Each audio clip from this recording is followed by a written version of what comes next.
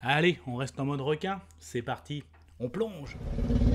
Soit on meurt en héros, soit on vit assez longtemps pour se voir endosser la peau du méchant. Pour ce genre de choses, il existe des hommes comme moi. Il t'arrive de saigner. Vous pouvez respirer, vous pouvez cligner des yeux, vous pouvez pleurer. Ah, m'a ramené le conduit celle-là.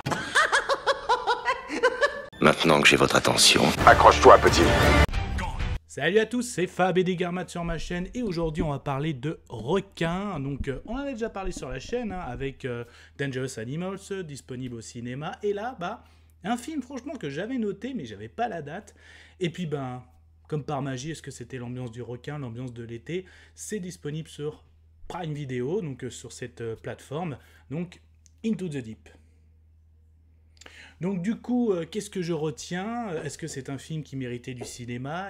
Parce que les films de requins, c'est thriller sympa, ou c'est carrément du nanar. Je trouve que c'est carrément les opposés quand on parle de films de requins qui restent un animal, un prédateur référence au niveau pop culture. Bien sûr, ça va des Dents de la Mer jusqu'à plein de films. L'histoire, donc on a notre héroïne, donc oui, ça peut faire penser à Instinct de survie qu'on voyait avec Madame Reynolds, ou encore Dangerous Animals, qui est toujours disponible au cinéma. Je sais, je me répète, mais c'est aussi, voilà, on a toujours là l'espèce de surfeuse badass. Là c'est un petit peu pareil. Donc cette personne a été victime d'un accident de requin. Donc en gros, son père s'est fait manger par un requin toute petite, donc elle a un traumatisme, mais elle a fait son métier dans la biodiversité, avec notamment son grand-père qui l'a à la fois formé sur le métier en lui-même, mais aussi l'a soutenu par rapport à ce traumatisme. Et puis là, elle est devenue une adulte. Et puis là, il y a une petite excursion entre potes, entre copains. Donc déjà, elle doit travailler pour faire sa plongée parce que ça lui rappelle beaucoup ce qu'elle a vécu. Et déjà, elle se rend compte que plonger à proximité d'une épave, c'est un peu l'objectif. Déjà, ils se font attaquer par un requin blanc, donc forcément, ça remonte. Mais en plus, on a des pirates, des pirates qui sont là à la fois pour le trafic de stupéfiants, parce qu'on se rend compte justement que comment faire du trafic de stupéfiants, il y a du largage, et en fait, il faut les récupérer, mais là, c'est dans une zone de requins. Et en fait, c'est pas mal d'avoir des plongeurs aguerris, mais en plus, non seulement à l'épave, il y a potentiellement un trésor, ça fait un peu cliché pirate. Donc il y a toute une intrigue à la fois de thriller, va falloir survivre, elle, par rapport à ses traumatismes, face à ces requins, face à ces aussi pirates, trafiquants de drogue. Donc il y a tout ça, et franchement c'est assez divertissant. Moi j'ai passé un bon moment, les scènes sont vraiment pas mal.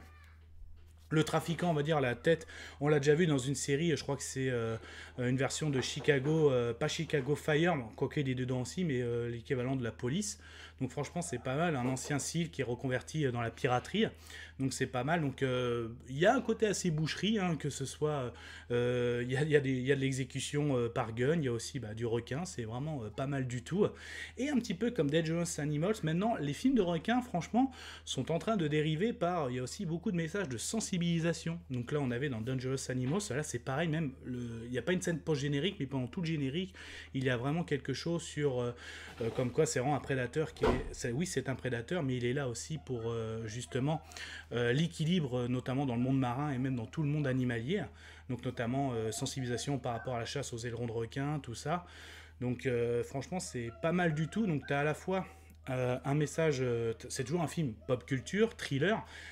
T'as aussi, pour moi c'est pas un nanar, c'est on va dire un thriller divertissant. Pour une plateforme c'est très bien, pour ceux qui aiment bien les films de requins et les thrillers, c'est très bien sur Prime Video. Tu te fais une petite après-midi ou une petite soirée.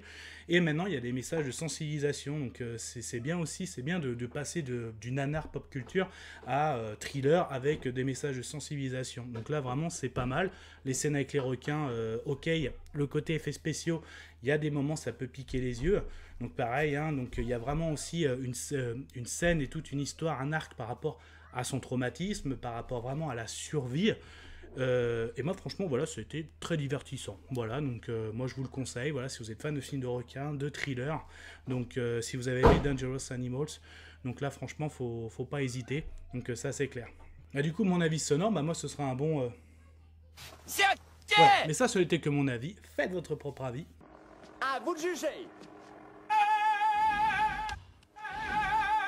Et puis n'hésitez pas à vous promener sur la chaîne. Donc si ça vous plaît ce type de vidéo avis, Donc sur des films, des séries, aussi bien du live action que de l'animation, essentiellement pop culture. Donc là on était sur le requin, donc du thriller, mais ça peut être l'univers super-héroïque, DC, Marvel, The Boys, l'horrifique, du zombie, du vampire. Donc on va parler bientôt de Dracula d'ailleurs, la fantasy comme Game of Thrones, la science-fiction, pop culture. Vous allez sur ma page d'accueil, vous cliquez sur s'abonner, c'est gratuit. Et puis d'ailleurs, tu as les films de requins. Dangerous Animals, c'est toujours disponible sur ma chaîne, mais j'ai aussi parlé d'Instinct de survie, j'ai acheté Dessous la scène. Vous pouvez y aller.